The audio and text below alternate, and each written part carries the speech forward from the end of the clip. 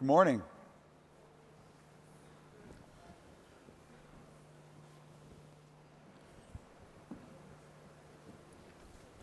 Yeah, wherever you'd like, Laurence. Andy, you want to sit here with me?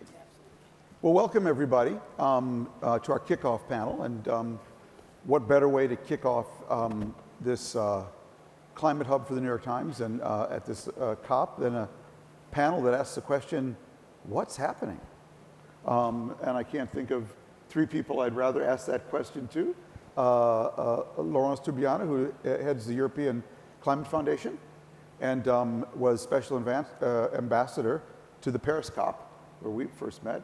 Johan Rockström, who is one of the world's best and smartest earth scientists, runs the Potsdam Institute, also works with Conservation International.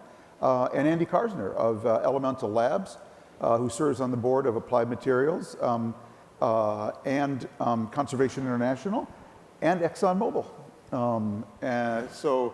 Welcome everybody. Welcome to all of you. I'm going to just start out by copying from the question. Laurence, why don't you kick us off? What's happening? What has happened from your perspective since Paris? And are we making progress? Are we going backwards? Give us your update. It's a quite ambivalent perspective if I look at the landscape. Yeah. You know, it's on one side, and in a way my metaphor is Glasgow could be the city of the two tales.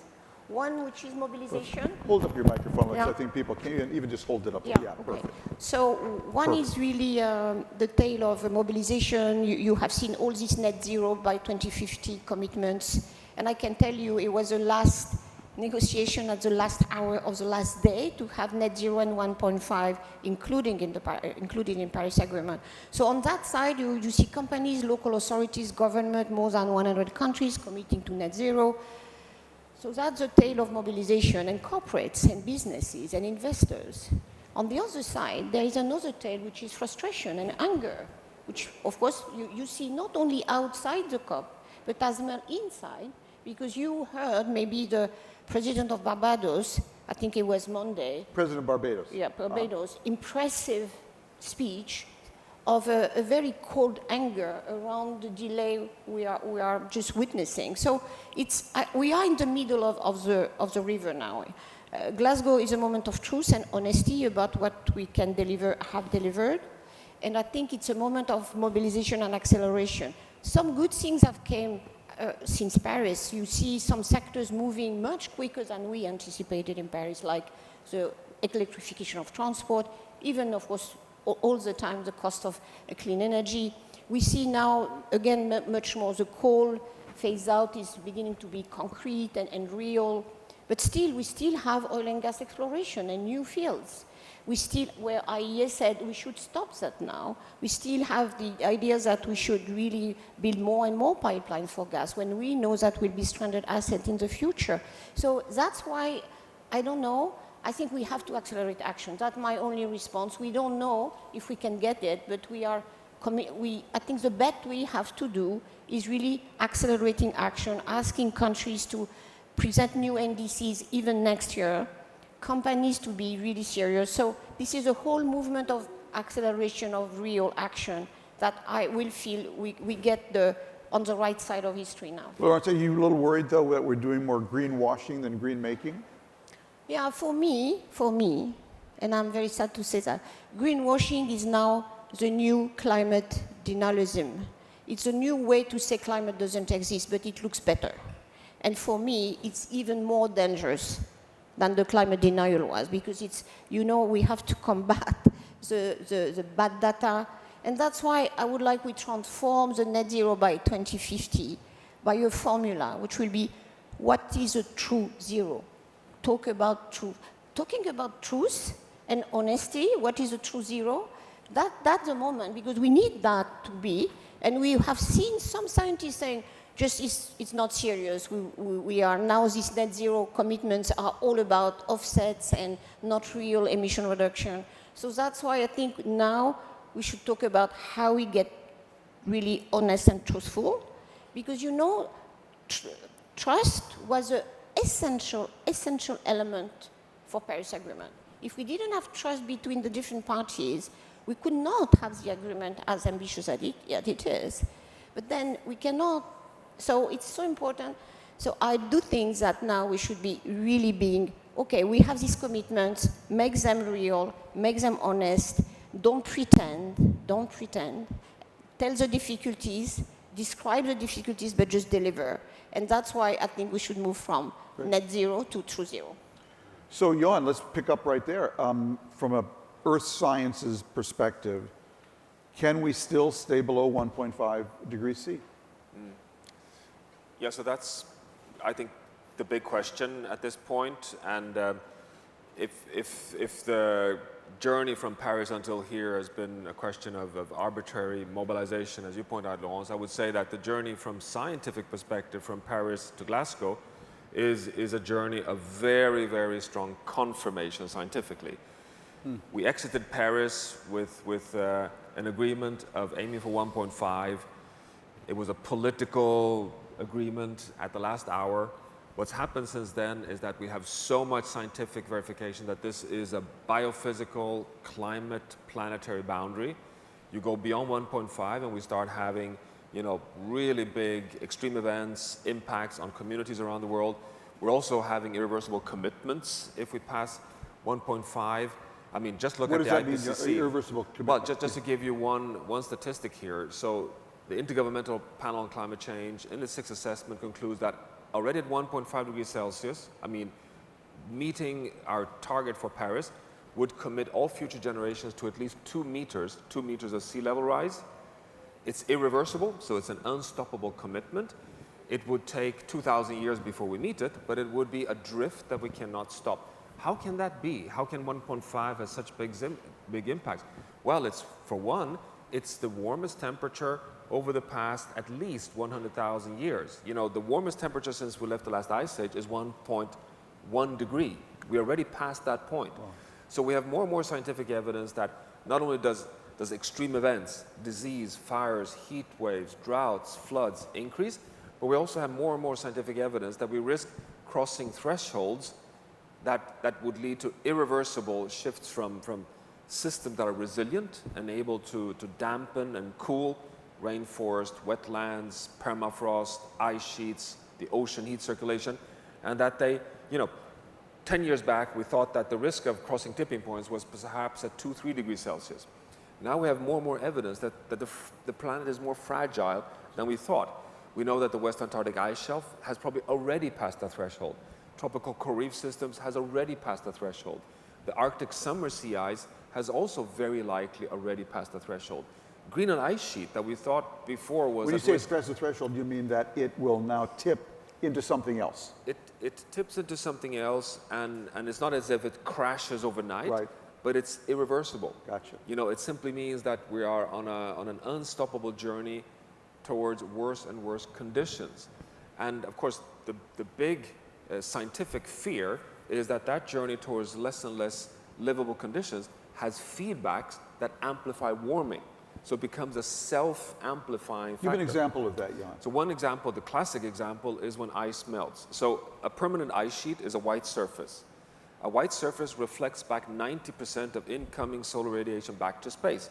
It is a cooling system on planet Earth.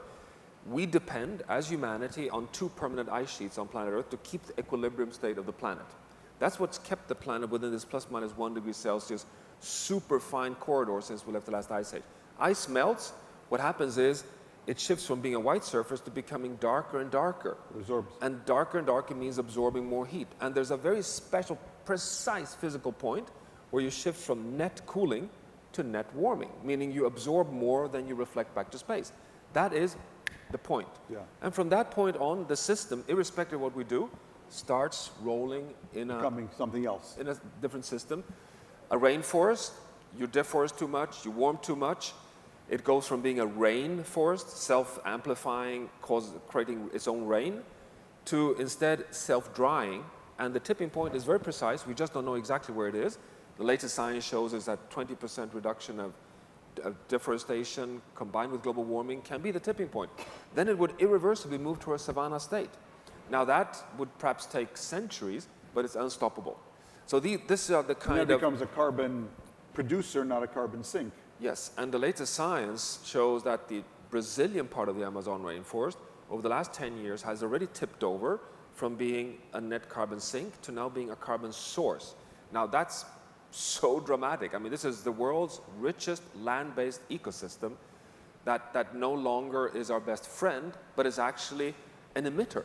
You know, Yeah. it's like the Earth system shifts over to being itself a global warming generator. Now, one of the points you've also made, Johan, is that the natural systems are like this buffer, and they have their own, like your human body. You know, you start to sweat if the temperature gets too hot. You're able to warm yourself if it gets too cold. But you reach a point where the buffering systems don't work anymore. Yeah. Talk about the ocean in that way, because you've talked about it almost like a big mop, but when the mop gets so wet, it can't act as a buffer anymore. Talk about the ocean in that context. Well, I mean, one thing to start with to say is that the ocean covers 70% of the surface on planet Earth, but remarkably, we have still so many knowledge gaps on the biological, particularly, but also physical functioning and how much buffering capacity the ocean has.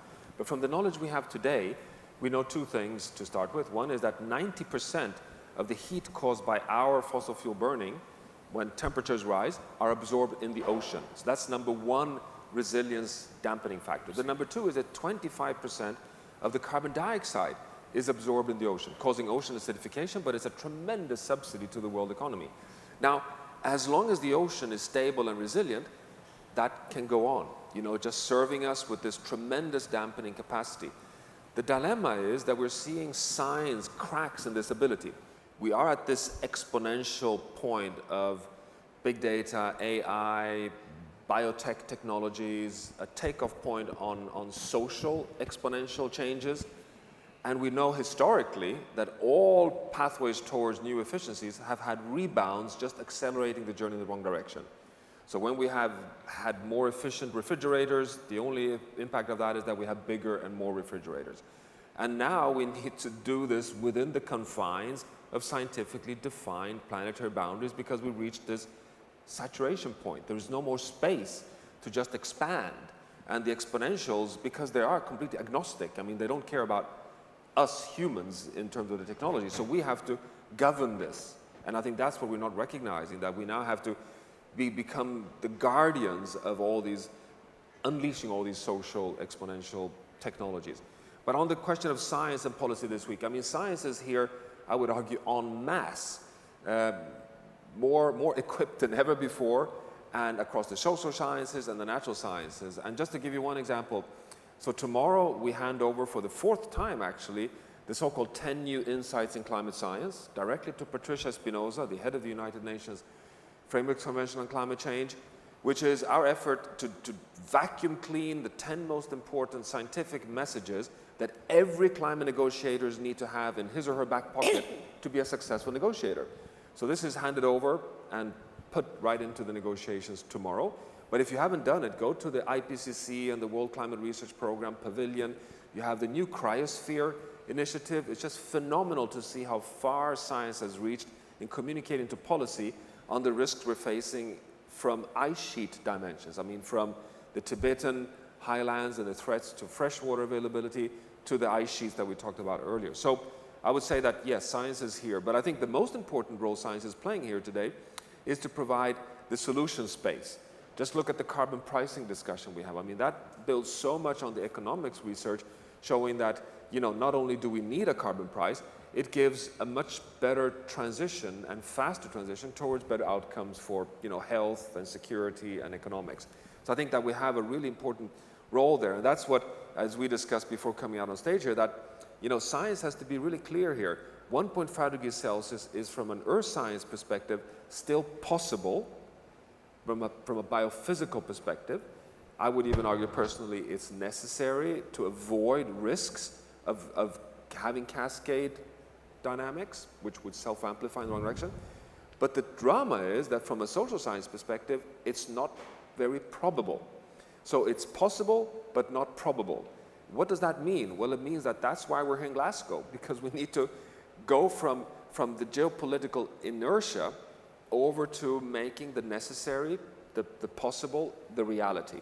And that, I think, is what science tries to do every minute of the days here in Glasgow. Well said. You know, Laurence, I wrote about a few years ago, a friend of mine had coined the term black elephant. And a black elephant is a cross between the elephant in the room that we can all see and a black swan, a low probability, high impact event. And that is how I feel here. The elephant's sitting in the room, we can all see it, and we know it is maybe a low probability, maybe not high probability, but massive impact event. And just to build on the question you were asking, how do we overcome this?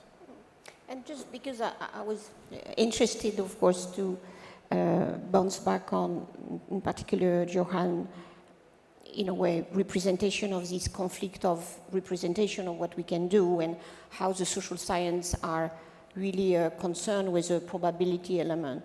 And you know, the economic profession has not been very creative. The economics profession. Yeah, the economic profession has not been very creative on the No last 10 economists years. here. That's such a generous way to say it. You're safe. Yeah, it's charitable. You're safe with this panel.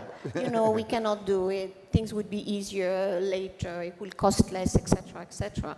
And you know, now, of course, it's exactly because of that, Johan, I do think that this probability element is, in a way, very past dependent of the way we see reality now. Yeah. And you know, politics reality can change very heavily. In the bad sense, take care of 2024, Andy, elections. Yeah. And on the good sense as well.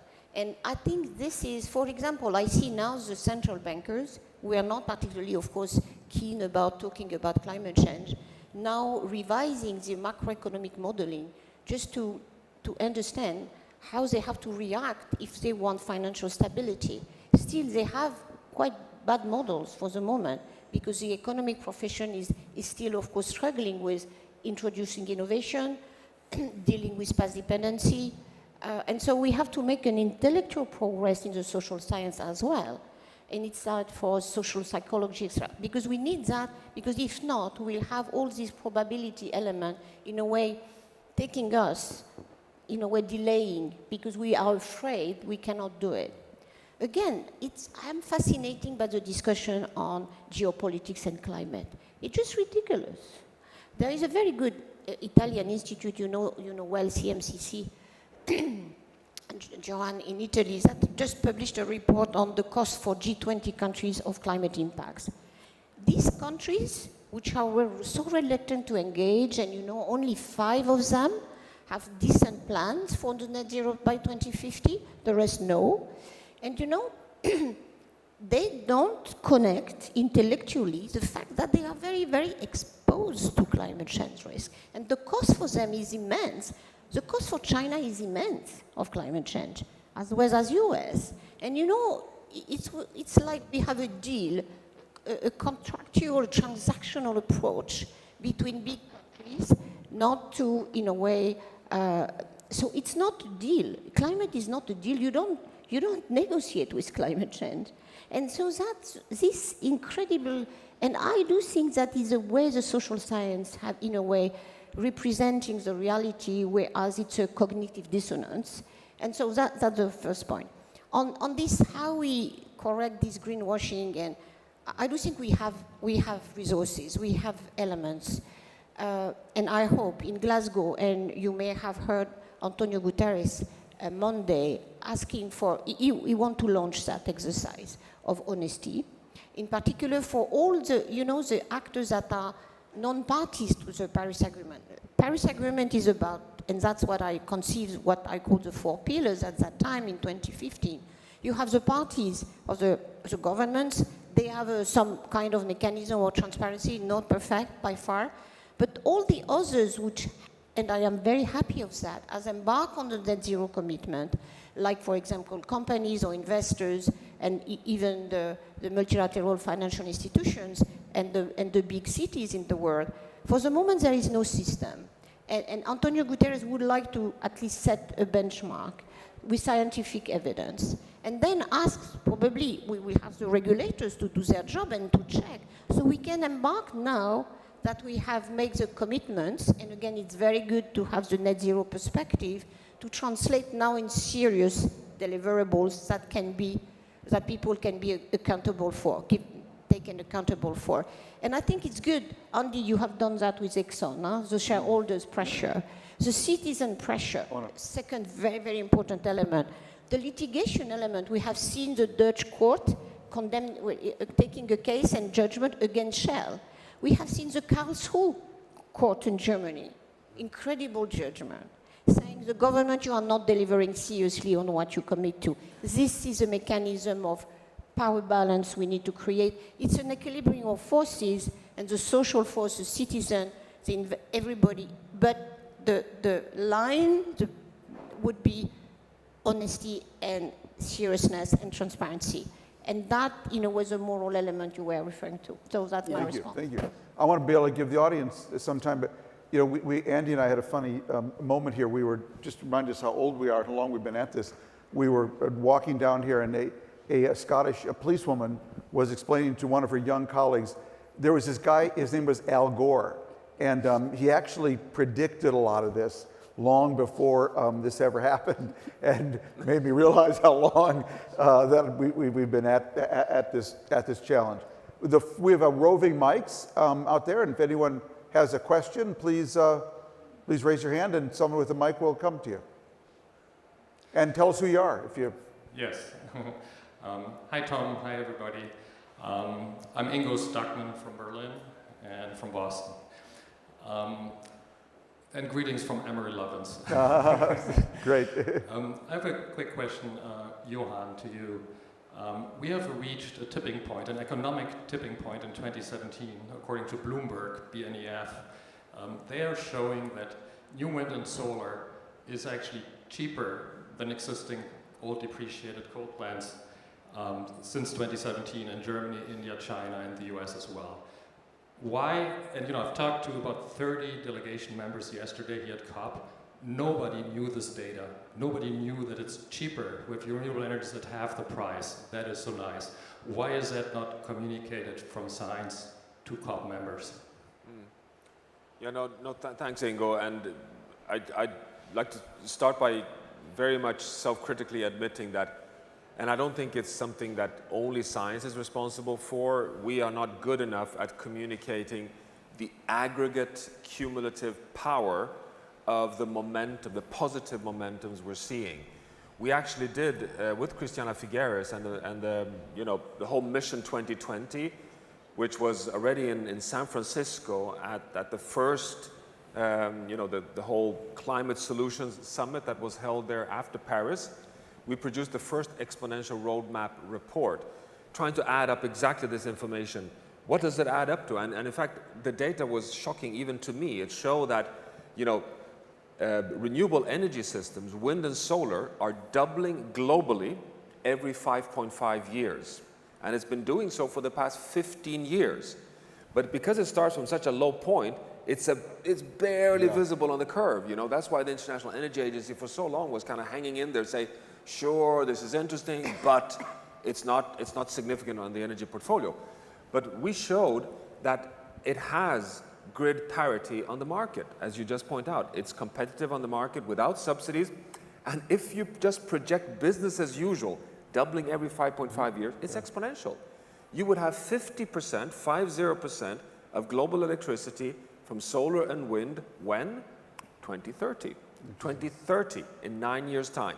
So you're right, we have to be much, much better at doing this. We are releasing here in Glasgow the 4th edition of the Exponential Roadmap Report, where we're mapping the exponential wedges of solutions in the car industry, construction, food industry, energy utilities. We're trying our best, Ingo, to fill that gap. But I think we must be much better using technologies to really map out, there was a paper just a few months back showing that 29% of small-scale farmers in the world are actually adopting regenerative, restoring, resilient, carbon-sequestering farming practices. 29%. Small-scale farmers, indigenous communities. And that's kind of the kind of numbers that shows these are not small things. This is happening. Why is it happening? Well, it's not because everyone wakes up every morning wanting to save the planet. I do, but not everyone does. It's because they see that it has better outcomes. It's more attractive. It's more economically, socially, practically interesting. It more simply profitable. is the narrative of opportunity and success. And I think this is where is that discussion here? I agree. I think we should be unafraid to say that it's more profitable. Yeah. You know, it makes more money when you have more margin from something at a lower cost that generates with better attributes and less contingent liabilities. Do you mind if I pick up on this, Tom? Yeah, talk about this. There's only one thing Yeah. as powerful as Mother Nature, and that's Father Greed, the market. Yeah. And so if you can leverage that, you can really have an impact. Pick up on and that. some people, maybe Amory or a few others, either credit or blame me for knowing a few things about energy. So I want to comment on this. At the beginning, when I was a wind developer, in 1999, I started a large-scale wind company, which the people in the wind business thought was nuts. Because they were predominated by scientists that were trying to beat the Betz curve and figure out what the yield was in the airfoil and, et cetera. And I had this crazy idea from an entrepreneurial perspective of a person who didn't know anything about the science of wind. What would happen if we took these windmills and put them where it's really darn windy? That was sort of the new breakthrough, and with all respect, because I walk on the shoulders of the giants of the people who developed these turbines, at Vestas and elsewhere, they weren't really thinking about where to put them as windy. They were thinking about where to put them that a government gave them a subsidy. Nobody actually said, well, what would happen if we put them in front of a large windy place, like the Mistral winds in northern Morocco or something, right? So that did take somebody with some economic or business development background, and you've got this discussion we're having about economists. What I'm getting to is people in a swarm, people in a hive also need to figure out what kind of bee they are and be the best bee that they can be. There's a reason why economics is called a soft science, because it doesn't use scientific method to problem solve, right? It uses a lot of theory. And there's never been such a thing as an economist who got it right about any of these tipping points. Now, there's the occasional one. They wrote the book, This Time is Different, et cetera. And a broken clock is right precisely twice a day. So by the odds, an economist is going to be right too, sometimes. But they deal with empiricism, and what we say in the world of entrepreneurs is if all you ever do is all you've ever done, all you'll ever get is all you ever got. Right, and we can't get what we also used to have. We have to have something completely different, and we have to have it be different by design. So it's not only what is possible or probable about the 1.5, it is what is imperative. And how do we design for the imperative? And when you're designing for technological inflection in the imperative, using your toolkit and imagination to get to the outcome you seek, what we have been leaving out is designing for symbiosis. We have been exempting ourselves from the natural environment because we tame the West, because we conquer nature, because we put a fence around it and call it a park and say, do not disturb. That is no longer available to us as an option. Nature has to be integrated into the design from the outset so that the technological tools unite the objectives of nature and humanity, sort of for our survival. But the point I was making about the energy is, whether you're a business or an economic developer who understands those data and numbers, because you shouldn't expect the scientific community to be leading that conversation. That should be led out of the boardrooms of how do we create more margin and more profitability from doing the right thing tantamount to societal goals. But it should be deeply informed by the base realities of scientific method that are telling us, guiding us to what is the outcome state we have to arrive at. Remind me, one of my mottos covering the Middle East, Andy, is that the way you get big change is when you get the big players to do the right thing for the wrong reasons. If you wait for everyone to do the right thing for the right reasons, be they science or morality or whatever, you tend to wait forever. I want to get another question from the floor, though. Good morning. Thank you so much. It's a pleasure to be here. My name is Dan Perel. I represent the Baha'i international community, coming to you from New York City, a small town on the other side of the Atlantic.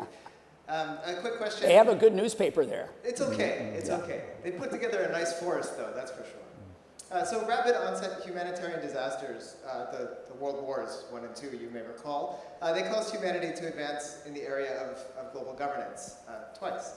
We now have a slow onset disaster in climate change, and I'm curious what you think it will take for humanity to take the next political step. In other words, What gives you hope that, in particular, the political leaders of the world, beyond the scientists and economists, that they can find the values and courage necessary to part the Red Sea, as Tom eloquently referenced before? Thanks. Laurence, go ahead. Of course, there is no miracle moment for political leaders to just, and you know, my conviction is political leaders are thinking within a very narrow political space, much, much narrower than even the planet boundaries we have been breaking anyway already for many. And I do think that the way to get them understanding and serious about that, it's about the equilibrium of forces they are seeing. And that's why at that stage now, having now done the Paris Agreement, being in government, inside, outside, I do think that the only force that can bring them to be more just understand the urgency is the voice of citizen. And we see that happening already, in a way. I do think that because I saw, you know, when you are in a government, have been there during many years, you see only the vested interest, and not negatively only, but people who are organized and tell you that you can do that and you cannot do that. That's the incrementalism element. And the looking forward on the really a big change, a societal change, nobody wants to talk to you about that because you have to, in a way, deliver, in particular in our democracy, short-term responses. And so the only way is to widen this space, to make them understand that the societies are ready, demanding that change, and that the citizens themselves have a lot of tools to imagine this future, which will be radically different. And it's important because, you know, a number of elements are about just, and that's what I wanted to build on what you said, Andy, and what you said. We have to understand that it's not about increasing all the time. We have to shift from the extractivist vision of our systemic behaviors and system to something different. Because again, even if we have the cheapest solar energy, more efficient, etc., we cannot cover the Earth with solar panels. So we have to understand the planet boundaries issue. So we have to, in a way, be much lighter on how we cannot mine every area. I want to get one more question before we go. Thank you for that, though. We have time for one more quick one? I think we need to close. We have to close. So thank you very much, Laurence, Johan, Andy. This was great, and thank you all for being here. Thank you very much, Tom. Thank you, everyone, for this great conversation.